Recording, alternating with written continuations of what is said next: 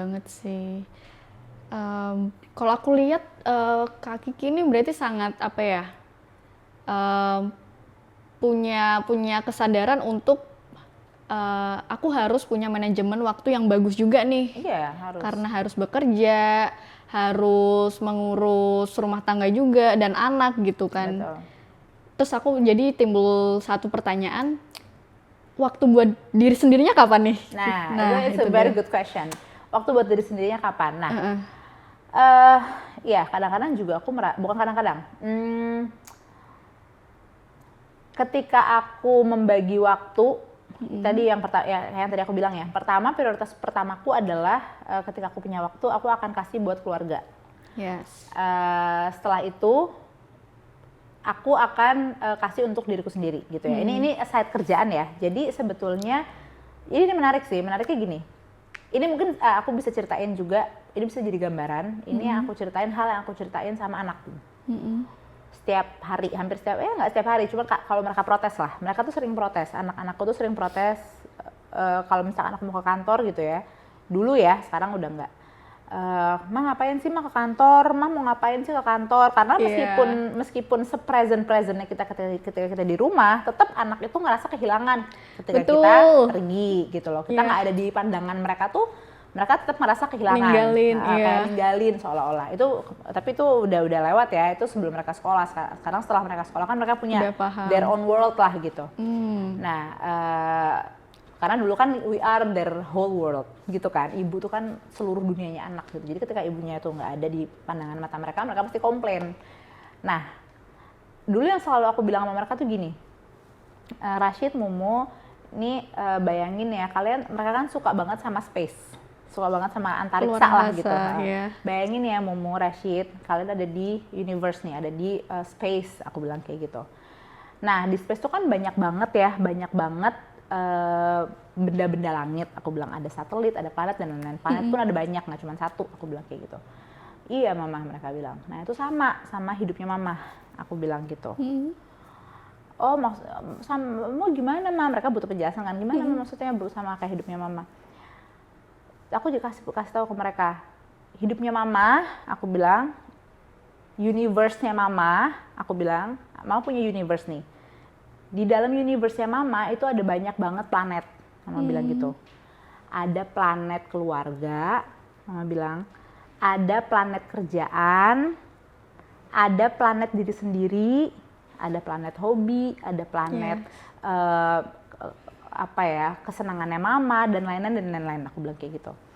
Nah, Rashid sama Mumu itu adalah planet yang terbesar di hidupnya Mama. Aku bilang kayak gitu. Tapi jangan lupa Mama punya planet-planet lain.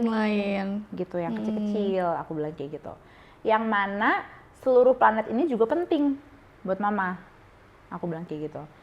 Nah, jadi meskipun Rashid sama Mumu ini menempati ruang yang sangat besar di universe-nya Mama, tapi Rashid sama Mumu bukan satu-satunya. Aku bilang, it might be sounds mean, mungkin ya, tapi it give them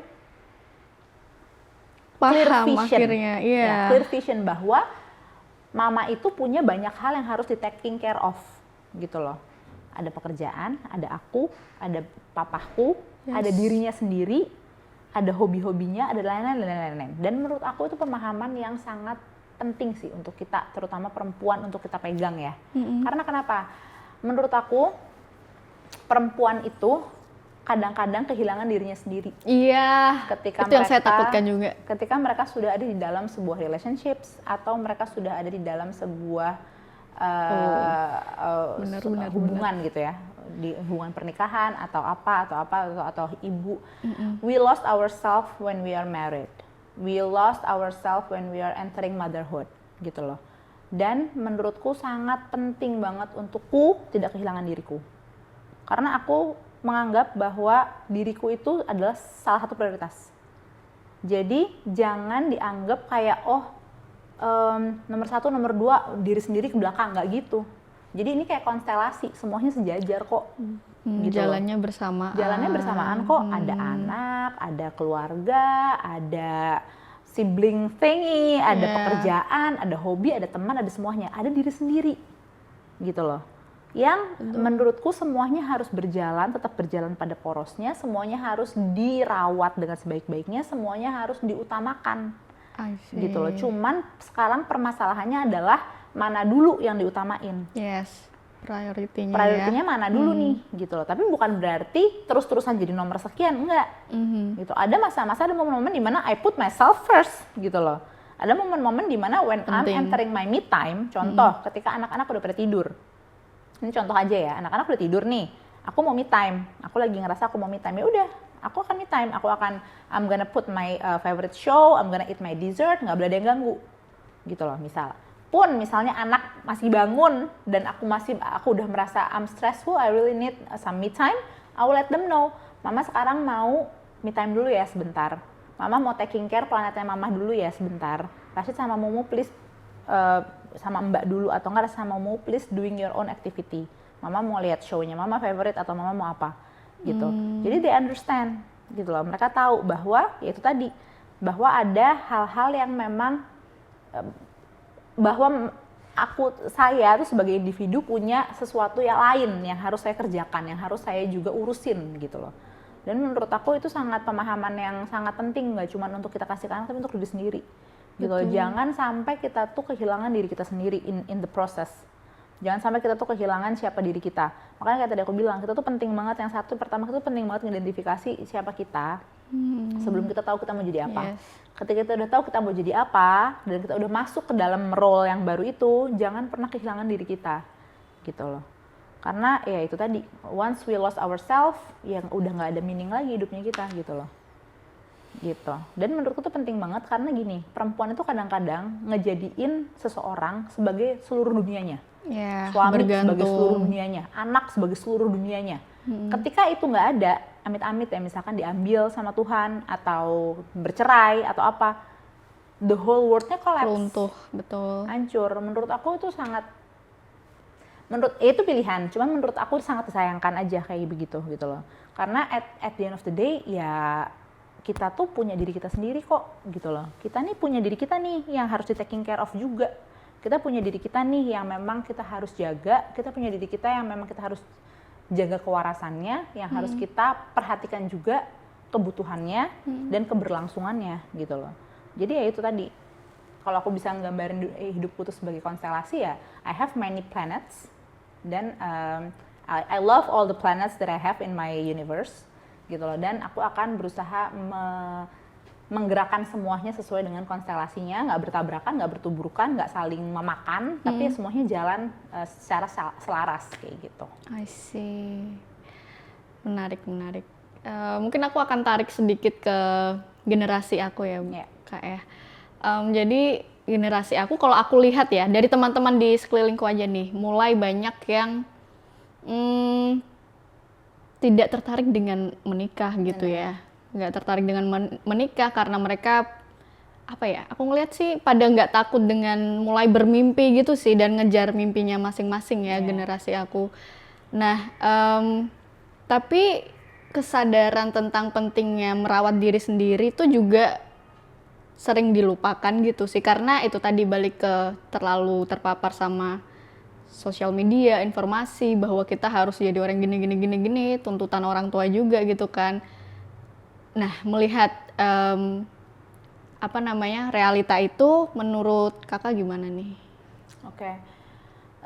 Menurut aku tadi, balik lagi ke yang tadi ya, sebelum kita punya suami, sebelum kita punya anak, kita tuh punya diri kita sendiri. Betul. Gitu loh. Kita tuh punya identitas, we have our own identity. Gitu loh. You as Lupita, me as Kiki gitu. Dan menurut aku sangat penting untuk kita tuh put ourselves first, no matter what. Gitu sih. First bukan berarti mengalahkan yang lain ya, enggak, yang kayak tadi aku bilang. Ketika kita nanti udah punya istri, udah punya suami, udah punya anak segala macam, mereka akan at some point menempati posisi tertentu, gitu loh. Di hari ini misalnya atau kan di waktu ini mereka nomor 1, tapi bukan berarti kita jadi nomor 10 terus-terusan, enggak, gitu loh. Ya kita harus pintar-pintar ngelihat kebutuhan kita tuh lagi kayak gimana nih, gitu loh. Mereka lagi bisa di put aside enggak? Mereka lagi bisa ya udah kita put ourselves first juga, gitu loh. Jadi jangan pernah merasa bahwa kita tuh nggak worth it, kita tuh nggak layak untuk diperhatiin, kita tuh nomor sekian, yang penting pokoknya orang lain dulu, kita nanti dulu, nggak bisa kayak begitu. Karena our happiness itu akan impact kemana-mana. Our state of health, state of mental health itu juga akan impact kemana-mana. Kalau kita bahagia, Betul. itu kita ngerjain apapun juga jadinya maksimal. Senang. Kita bahagia, ibu yang bahagia, anak juga pasti happy. Istri yang bahagia, suami pasti happy, rumah juga pasti enak, enlightened gitu loh, nggak yang sumpek gitu. Yeah. Nah, jadi menurut aku penting banget, dan menurut aku juga penting juga untuk orang sekitar juga untuk melihat hal itu gitu loh. Kayak suami juga harus bisa pinter ngelihat bahwa istrinya itu lagi butuh me time, misalkan istrinya lagi butuh taking care of herself atau apa, dan dia juga harus pinter ngelihat, oh roles gue harus gimana nih, aku harus gimana nih, taking care of the kids kah, atau aku harus gimana kah, atau aku harus misalnya ngajak mereka pergi kah, liburan atau apa tuh. Jadi menurut aku, tapi ya back again ya, kita jangan put 100% nasibnya kita, istilahnya kebahagiaan kita di tangan orang gitu loh. Menurutku tetap penting untuk memperjuangkan apa yang kita yakini, apa yang kita mau, apa yang kita seneng, itu penting gitu loh. Karena aku tuh selalu yakin bahwa perempuan tuh punya kekuatan untuk itu. Dan menurutku justru ya zaman sekarang tuh sisi patriarkisnya laki-laki tuh udah semakin ini nggak sih? Apa aku nggak tahu ya. Hardi mungkin bisa ngasih masukan. Kayaknya semakin aware gitu loh, nggak kayak Yeah. zaman dulu banget. Kalau zaman dulu tuh lebih parah kan. Maksudnya kayak wah perempuan tuh cuma bisa memenuhi certain role. Lo nggak bisa bersuara, lo nggak bisa punya keinginan, lo nggak bisa punya kemerdekaan dan lain-lain gitu. Cuma kalau sekarang menurut aku justru semakin banyak sih laki-laki yang aware ya, Yang makin yang melek melek tentang gitu loh, tentang hal tersebut gitu loh, tentang pentingnya perempuan juga punya hobi, punya kesenangan, punya rutinitas dan lain-lain, punya juga waktu untuk dirinya sendiri gitu loh. Karena menurut aku gini, society udah cukup memarginalkan perempuan gitu. Yes, sangat. Jangan sampai kita sebagai perempuan juga memarginalkan diri sendiri gitu. Yes. Please banget gitu, maksud aku sayang banget. Karena ya jangan, don't let society dictate our value gitu loh. Apalagi society-nya yang memang mendiskreditkan perempuan gitu loh. Jangan. Nah sekarang kita udah ngelihat, udah mulai raising nih awareness-nya kan, kayak perempuan tuh udah nggak dipandang sebelah mata lagi. Dan seharusnya menurut aku tuh it's a very dumb thing gitu loh untuk society memandang sebelah mata perempuan, karena since ages perempuan tuh sebetulnya, sorry ya Hardi, sorry ya para Kameramen pria, kita. sorry ya para pria, kan perempuan itu sangat powerful gitu loh. Perempuan tuh Betul, bisa, sepakat. perempuan tuh bisa punya role, bisa punya double triple role. Gitu. Iya, Perempuan tuh bisa bisa memanage everything, balancing. Perempuan bisa jadi bapak belum tentu bisa jadi istri. Sorry, istri bisa, ibu bisa jadi bapak kalau dibutuhkan, kalau diperlukan. Kita we are capable of giving love, we are capable of being a breadwinner, gitu loh. Both thing gitu. Tapi laki-laki belum tentu gitu loh. Jadi menurut aku ini justru agenda yang dipaksakan sih, karena mungkin zaman dulu laki-laki tahu betapa perkasanya perempuan, jadi they shove the agenda into our mouth to think that woman is not capable gitu loh. Dan sayangnya selama berpuluh-puluh beratus-ratus tahun agenda itu diperkuat dengan narasi-narasi yang muncul tentang betapa lemahnya perempuan, padahal enggak gitu loh. Jadi kalau society pun memandang rendah kita, memandang remeh perempuan, memandang kita rentan, kita jangan mau memandang hal kayak gitu untuk diri kita sendiri, enggak gitu loh. Kalau aku sih nggak pernah percaya perempuan itu lemah ya. Benar. Karena I have witnessing in my surrounding, sekeliling aku melihat banyak banget perempuan yang hebat, yang mungkin achievementnya nggak bisa di-achieve sama laki-laki gitu loh. So I firmly believer that woman is a very special, spacious kayak gitu. I see. Seneng banget bisa ngobrol panjang lebar dengan Kak Kiki di sini. Thank you. Apalagi dengan penutupnya tadi soal perempuan gitu ya, gimana tangguhnya perempuan zaman sekarang. Dan aku juga percaya kalau kita punya kesadaran itu, kita juga nantinya akan menemukan orang yang juga punya kesadaran itu. Betul. Kayak Kak Kiki dengan suami kan punya value yang sama, pemahaman tentang gender role yang cair gitu, nggak harus pekerjaan domestik melulu perempuan gitu kan, nggak harus laki-laki karir. Iya, bener banget. Guys, please take a note.